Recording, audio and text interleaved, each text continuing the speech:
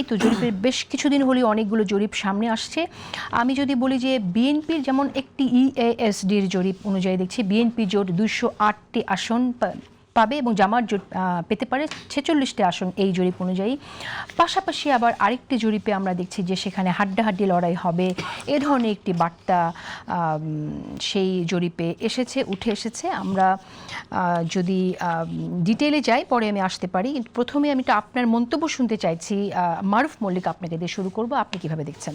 এটা জরিপের যে কথাটা বললেন, প্রত্যেকটা জরিপেই কিন্তু ভিন্ন ধরনের রেজাল্ট এসেছে এবং জরিপগুলো যদি খুব কাছাকাছি হতো তাহলে হয়তো বা আপনার একটা ধারণা পাওয়া যেত যে আসলে নির্বাচনের পরিস্থিতি কোন দিকে যাচ্ছে। তো আমরাও তো যারা নির্বাচনটাকে পর্যবেক্ষণ করছি নানাভাবে, যারা মানে আরেকটি জরিপ যেটা আমি বলছিলাম আইআইএলডি, সেই জরিপ অনুযায়ী তারা বলছে যে বিএনপি নেতৃত্বাধীন জোট 101টি আসন এবং জামাত ইসলামী নেতৃত্বাধীন জোট 105টি আসনে জয়ী হবে, যেখানে প্রতিদ্বন্দ্বিতা হবে দুটি দলের মধ্যে 75টি আসনে এবং স্বতন্ত্র সহ অন্যান্য প্রার্থীদের কথা বলছে যে যারা 19টি আসন পাবে। মানে এত তফাৎ কি করে হয় জরিপের মধ্যে?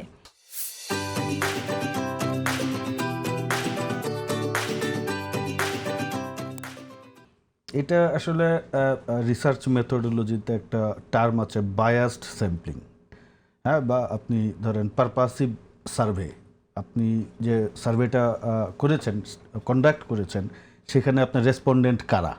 এখন এগুলা বাংলাদেশে যতগুলা জরিপ হয়েছে এই নির্বাচন নিয়ে, প্রত্যেকটি জরিপের সবচেয়ে বড় দুর্বলতা হচ্ছে তারা কিন্তু স্যাম্পল কিভাবে সিলেকশনে গিয়েছেন সেটা তারা পরিষ্কার করে বলেননি। যেমন ব্র্যাকের একটা জরিপ হয়েছিল, ওনারা পুরনো একটা স্যাম্পল ছিল, সেটাকে জাস্ট ওভার টেলিফোন তারা ইন্টারভিউ নিয়ে তখন রেজাল্ট দিয়েছেন। সেই স্যাম্পলটাকে প্রথম ব্যবহার করা হয়েছিল আওয়ামী লীগের আমলে। তো তখনকার স্যাম্পল কেমন হতে পারে সেটা নিয়ে আমাদের একটা ধারণা আছে। সাধারণত এই ধরনের জরিপে আপনি র্যান্ডম স্যাম্পলিং যদি করেন তখন আপনি বলতে পারেন যে আমি এরকম একটা রেজাল্ট পেয়েছি এবং এটা মোটামুটি গ্রহণযোগ্য। যদিও জরিপ বা সার্ভে এটা পুরোপুরি যে একদম সঠিক এটা বলা যাবে না, কিন্তু আপনি যখন র্যান্ডম স্যাম্পলিংয়ে যাবেন মোটামুটি একটা আঁচ পাওয়া যায় যে পরিস্থিতি কোন দিকে যাচ্ছে। কিন্তু এই জরিপগুলার কিন্তু আমি হয়তোবা তারা উল্লেখ করেছেন, আমি দেখতে পারি নাই, বা তারা উল্লেখ করেননি যে এটা আসলে স্যাম্পলিং সিলেকশনটা কীরকম ছিল। এখন স্যাম্পল যখন ত্রুটিযুক্ত হবে তখন কিন্তু এই রেজাল্ট বা এই ফলাফলের উপর খুব বেশি রিলাই করা যায় না। এই জন্যই আপনি দেখবেন যে কোনো জরিপে বিএনপি পাচ্ছে 70%, কোনো জরিপে বিএনপি পাচ্ছে 43, আবার যেটা বললেন যে জামাত 105 আসনে এগিয়ে আছে, বিএনপি 101 আসনে। তো এইটা আসলে আমার কাছে মনে হচ্ছে যে আপনি যে অনুষ্ঠানের প্রবলেমেটিক এবং আপনার অনুষ্ঠানের যে হেডলাইন, ন্যারেটিভ বিল্ডিং এর একটা টুল হিসাবে আপনার কাছে সেটা মনে হচ্ছে।